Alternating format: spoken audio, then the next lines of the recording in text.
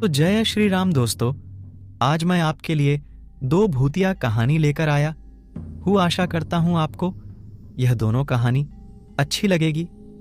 तो चलिए शुरू करते हैं। आज की कहानी का नाम भूतिया हवेली है। यह कहानी राजस्थान के कोटा शहर की एक भूतिया हवेली के बारे में है।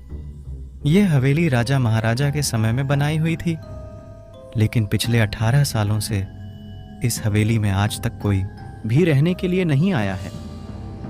इच्छा होने पर भी इस हवेली में कोई भी नहीं रह पा रहा था, क्योंकि लोगों का कहना थी कि इस हवेली में भूत प्रेत का साया है।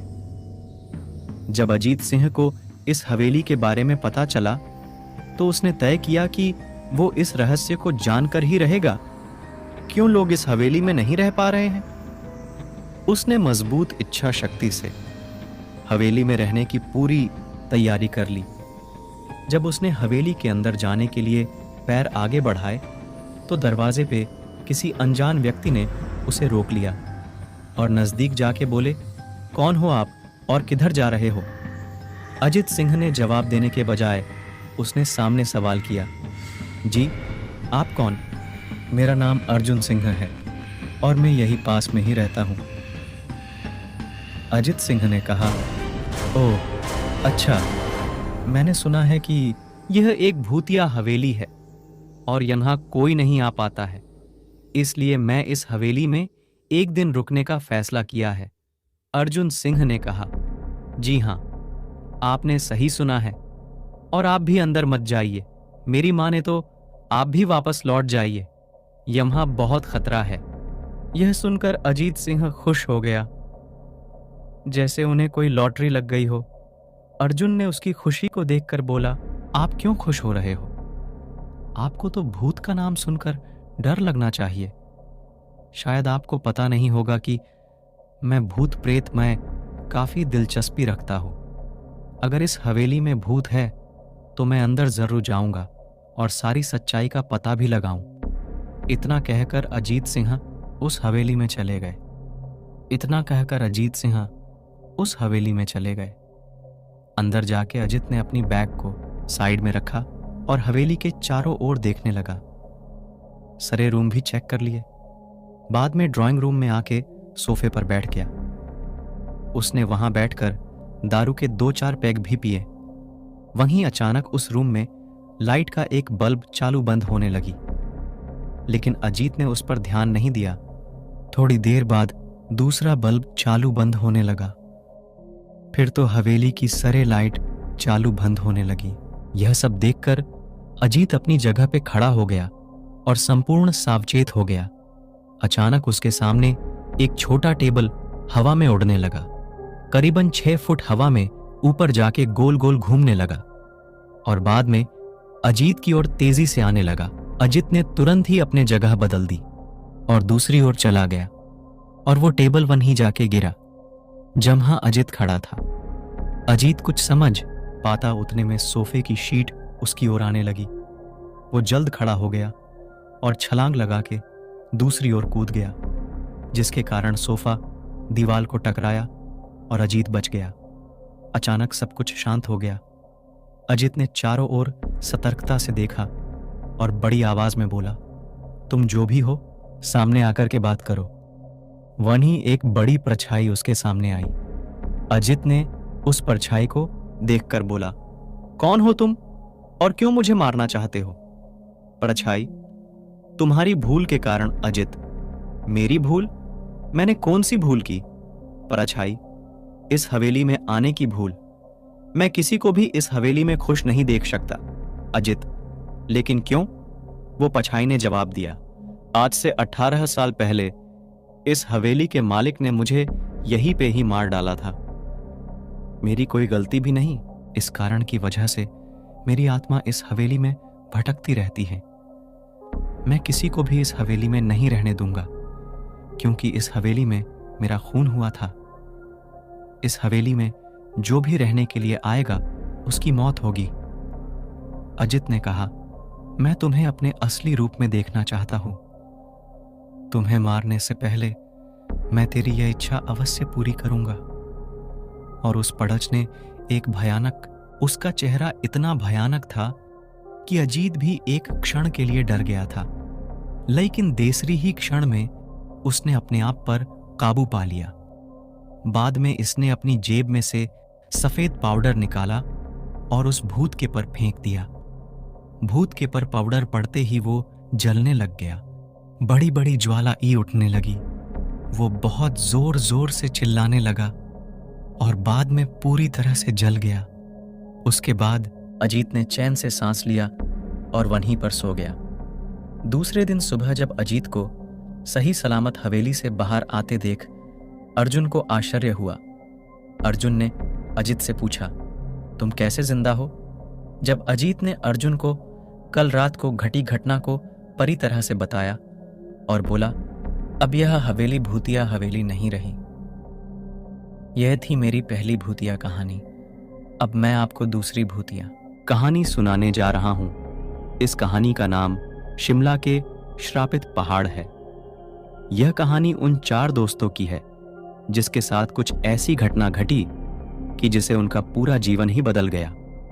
आइए जानते हैं कि ऐसा क्या हुआ था। मुंबई शहर की रहने वाली प्रिया शर्मा अपने दोस्तों के साथ रवि, साहिल और विजय के साथ शिमला जाने का प्लान बनाया। वो सब शिमला जाने के लिए बस में बैठ गए। कुछ ही देर में प्रिया सो गई। अचानक प्रिया की नींद खुल गई तो उसने देखा कि बस में कोई नहीं था। बस का ड्राइवर भी नहीं था। बस अपने आप ही चल रही थी। उनके सारे दोस्तों भी बस में नहीं थे। यह सब देखकर डर के मारे प्रिया जोर जोर से चिल्लाने लगी। अचानक उसे लगा कि कोई उसके पीछे खड़ा है। जब उसने पीछे मुड़कर देखा तो वहां एक स्त्री बैठी हुई थी। उस स्त्री का चेहरा जला हुआ था। ऐसा लग रहा था कि किसने उसके चेहरे पर एसिड फेंका हो। ऐसा भयंकर चेहरा देखकर प्रिया ने चिल्लाना शुरू कर दिया, बचाओ बचाओ बचाओ। और अचानक प्रिया की नींद उड़ गई। वो एकदम डरी हुई और पसीने से पूरी भीग गई थी। पास में बैठे हुए विजय ने पानी की बोतल दी और बोला, शायद तुम्हें कोई सपना देखा होगा। थोड़ी ही देर में सब शिमला पहुंच गए और एक होटल पर रात बिताने के लिए गए। दूसरे दिन वो सब साथ में मिलकर होटल के पास वाले पहाड़ पे घूमने जाने का नक्की किया। करीबन आधे घंटे में वो सब पहाड़ की सबसे ऊंची शिखर पर पहुंच गए। वहीं से नीचे देखने पर घने लीलेछम पेड़ पौधे काफी सुंदर दिख रहे थे। अचानक साहिल चौंक गया और बोला, नीचे देखो, कोई खड़ा है, लगता है कोई स्त्री है। विजय और रवि भी देखने लगे लेकिन उन्हें कोई दिख नहीं रहा था और बोले, तू पागल हो गया है क्या? इस घने जंगल में कोई स्त्री कैसे आ सकती है? तुम्हें शायद कोई भ्रम हुआ होगा। उसके बाद वह सब खुली जगह पर चले गए। रात होने वाली थी इसलिए वह सब ने पहाड़ पर ही रुकने का निर्णय किया।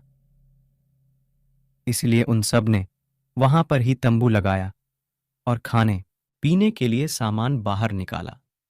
प्रिया की बैग तंबू के बाहर थी इसलिए वह लेने के लिए बाहर गई तो वहां पर उसे किसी की आवाज सुनाई दी।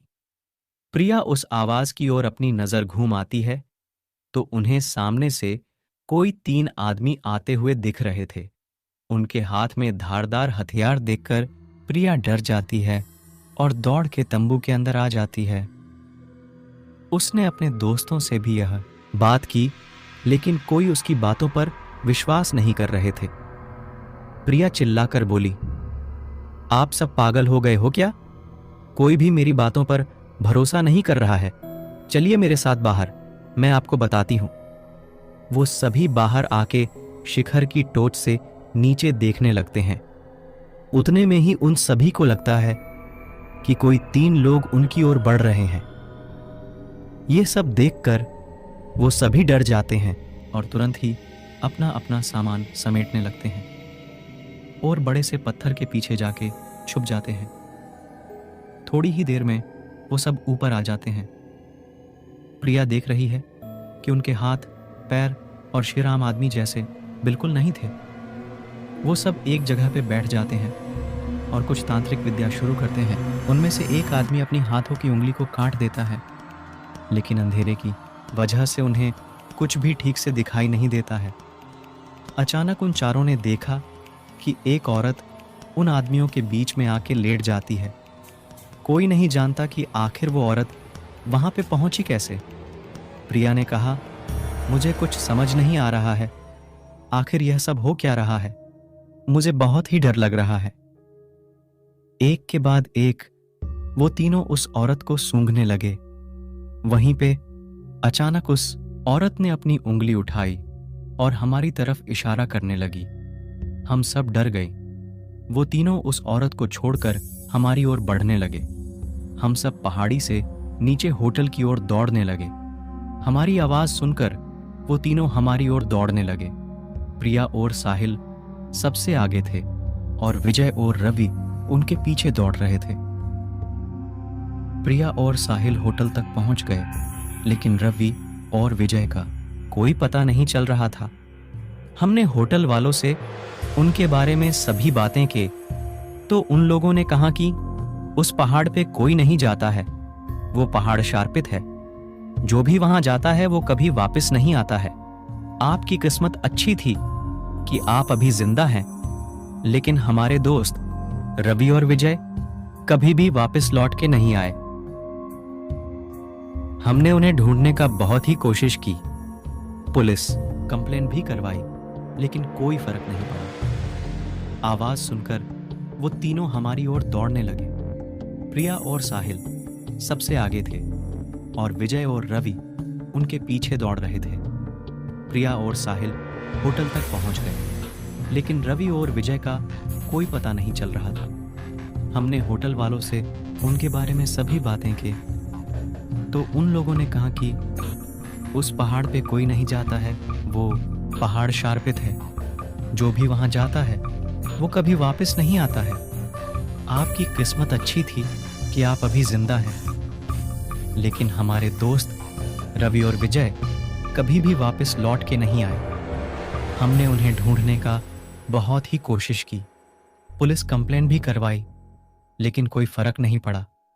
दोस्तों, अगर आपको मेरी यह कहानी पसंद आई हो तो वीडियो को शेयर जरूर करना और हमारे और भी कहानियां सुनने के लिए हमारे चैनल को सब्सक्राइब कर लें। और अगर आपके पास कोई भूतिया कहानी है तो कमेंट में नहीं तो मेरे इंस्टाग्राम आईडी पर सेंड कर दो। Instagram ID